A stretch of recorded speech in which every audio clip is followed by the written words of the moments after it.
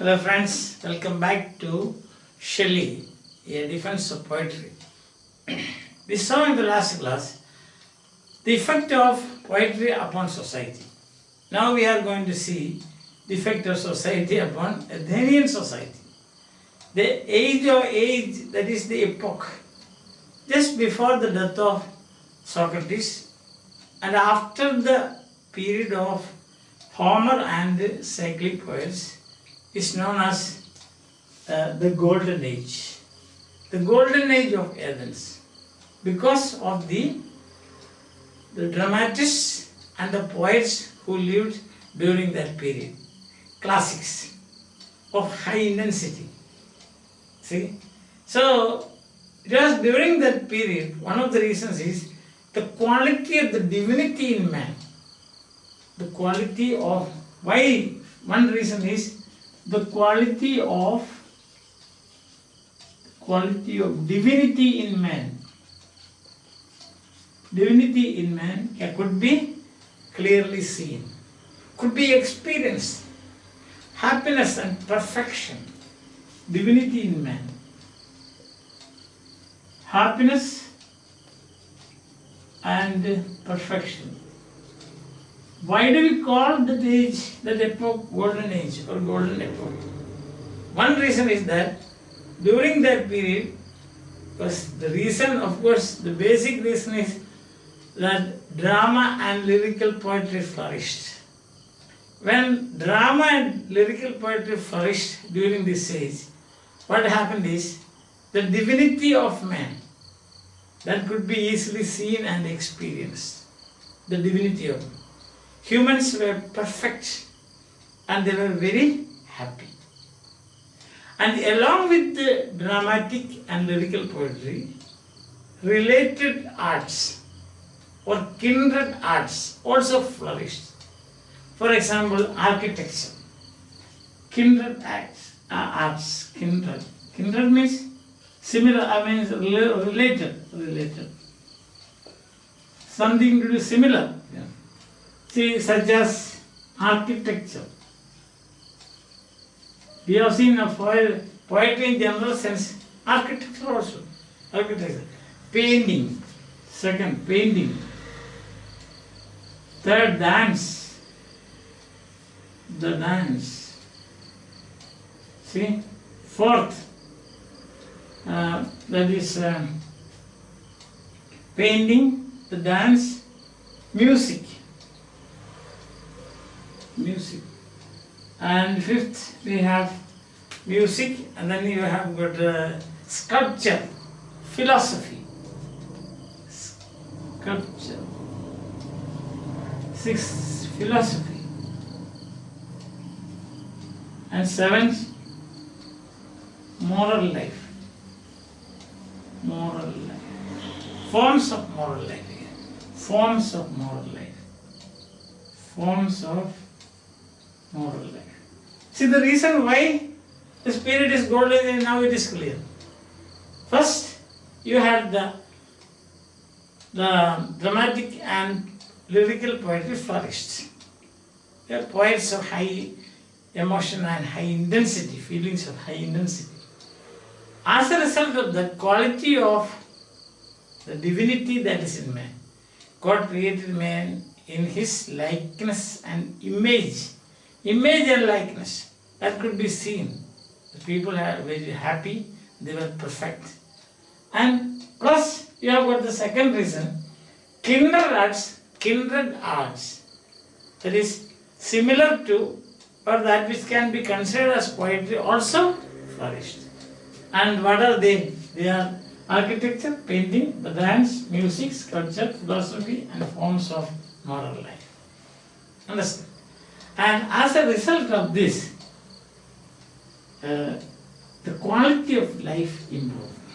The quality of life improved. So that's why we say it was the golden age. But as Shelley points out, poetry had a preeminent and predominant role to make the age memorable. Poetry had a preeminence. So according to Shelley, Although kindred arts flourished, poetry had a preeminent and a predominant role to make that age memorable. In form, in action, in language, poetry alone became the storehouse of knowledge. Poetry alone gave examples of everlasting time and examples for all time that could be emulated. Poetry alone could lighten the darkest succeeding darkest years, isn't it? Darkest periods of succeeding time. But what we find is which is greatest, it is difficult to say. Although Shelley says that poetry had a preeminent and predominant position or a role in lightening the succeeding darkest periods, in storing everlasting knowledge, in spreading exemplary stories and ideals and ideas, but we cannot say exactly that poetry is the only. Why? Because he says there was a constant conjunction. That is the phrase that he uses. A constant conjunction, or as in today's language we say, there was a happy confluence. A happy confluence. Today we can say happy confluence or configuration. Yeah, that can be. To use computer language. Configuration of all this.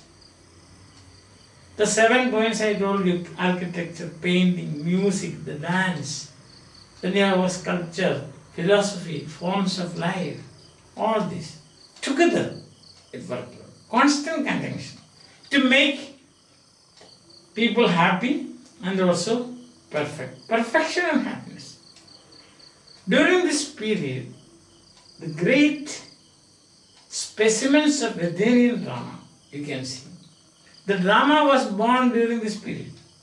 The Athenian dramatists were the only ones who understood and practiced the dramatic art in its true philosophy. Athenian dramatists were the only ones who understood and practiced the philosophy of drama, the philosophy behind the drama in its true sense. And that is, they used language, action, music, face mask, the dance, religious institutions. That is the important. See, they used language. Of course, everybody uses language. Used action. Used music. Used the dance. Used face masks. Painting. Face mask means they are painting, and religious institutions. Religious institutions. So this is why it says that only the Athenian dramatists knew and practiced the dramatic art in its true form, understanding its true philosophy. Because they had these things. And another interesting thing that each aspect was handled by perfect artists. Artists had got consummate skill in that particular branch.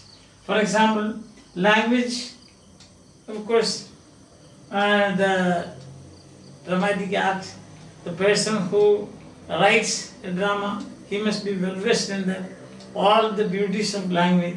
Then action, that is, there will be some people who are skilled in that. Music, dance, everything. Just as we have got today's films, director, and then for each, you can see now the makeup is done by one person, stunt is done by another person, music is done by another person, then you have got background Singing is by another person, and like that. So perfection, so to say. Each aspect consummates skill. And there was also discipline and proportion and unity. So Athenian drama was the best ever presented in the world. So another reason why we must say that this epoch was a golden epoch. So many reasons are there we have seen. First and foremost, we saw there was a period of happiness and perfection in man. The divinity of man, you could see. And then it was the period of dramatic and lyrical poetry. It was the period of kindred arts like sculpture and so on. It was the period of poetry playing an eminent role. It was the period of poetry collecting, storing everlasting wisdom. It was the period of poetry collecting wisdom and enlightenment and lightening the succeeding darkest years. It was the period of the Athenian drama. It was the period of the Athenian dramatists who understood the philosophy behind the dramatic art. So we say that it was a golden age. And there was discipline and spontaneity and proportion and unity. But in modern age what happened? He contrasts the modern age with this golden epoch, and he says, they practice drama. Write drama, practice, present, etc. But certain things are missing. If tragedy, no music, no dancing. If there is music and dance, there will be no characters worthwhile. If there is music and dance and characters, there will be no solemnity and religious institutions. And then, if there are some other aspect, the face mask is missing. Painting is missing. The face masks used to express different emotions and feelings. Today's face mask appears to be useful for only, or could be worn by only a person who presents monologues. So no variety in it. And in between comes in his observations on King Lear. He says King Lear is greater than Oedipus or Agamemnon. Because he says mingled drama could be abused. Mingled drama means tragic comedy. But according to Shelley, in King Lear, it is the most perfect play in the world where you have got the mingled drama, the tragedy and comedy. That's what he says. So he says the best example in the world, that's what it is. And I think it is a bit of exaggeration. Most perfect drama in the world, where there is a mingling of tragedy and comedy. Says the only one with and all the other characteristics, religion and everything, you will find in King Lear. Later on you will find he says that there is another person who tried to introduce these things again, that is Pedro Calderon of Spain, Spanish dramatist. And continuing he says, the good and evil of society is controlled by, is directed by drama. Because in a drama, what happens is moral perfection and intellectual greatness you will see on the stage. You cannot see your nose, you cannot see your eyes. But you can see your nose and eyes when reflected in the mirror. Exactly like that. You can see your feelings, your emotions, your faults, your defects, your graces, etc. on the stage in the action of the characters. So the Athenian drama held a mirror up to the stage, mirror up to the spectators. The spectators learned this. Listen, good feelings were strengthened by pity, indignation, terror and sorrow, self-respect and self-knowledge they learned. Because what you see is something that is presented, that something, a slice of life that you can see in your own life. So pity, indignation and so on. That is again purifying your emotions. Dramatic poetry, he says, it is like a prism with a many-sided prism. This is how Shelley compares dramatic poetry. It's a prism, a many-sided prism. Dramatic poetry collects the best in human nature. And then it transforms. It touches them with majesty and beauty. Then gives back the thing to the audience, spectators. The spectators, they receive. Because that is the atmosphere at that time. The congenial atmosphere. That is the ambience is properly created for the audience to absorb and imbibe these qualities, good qualities. And after imbibing, what will they do? They will spread it. As a result of that, there will be moral improvement and moral perfection in the society. You got the point. That is the argument. Very beautifully argued, I must say. So, goodwill, charity, love, altruism, and compassion for your brothers, your neighbors, etc. will definitely, the rate will go up. The rating will go up. And as a result of that, society will become a much better one. So dramatic art has got great power. It is very powerful in propagating these ideas in society. Therefore, he says it was a golden age. So golden age for many reasons. Already Shelley begins with the conclusion. It is the golden age, that is, after the age of Homer and the succeeding poets, just before preceding the year of the death of Socrates, he called it golden age. And he concludes, the conclusion is first given, because the divinity in man could be seen, and humans were happy, and they led a perfect moral life and a social life. Then he says the reasons. Reasons is along with poetry, the kindred arts also develop, like sculpture, music, philosophy, dance, and so on. But in poetry is given a predominant position. At the same time, poetry is not all alone with this. It is given a predominant position because it is a storehouse of knowledge. It is a storehouse of knowledge and enlightenment which enlightened the succeeding ages. But at the same time, he cautions not only poetry, but a conjunction, a confluence, a configuration of all these other things, kindred arts. So you cannot say that. And then he says that it was the period of Athenian drama.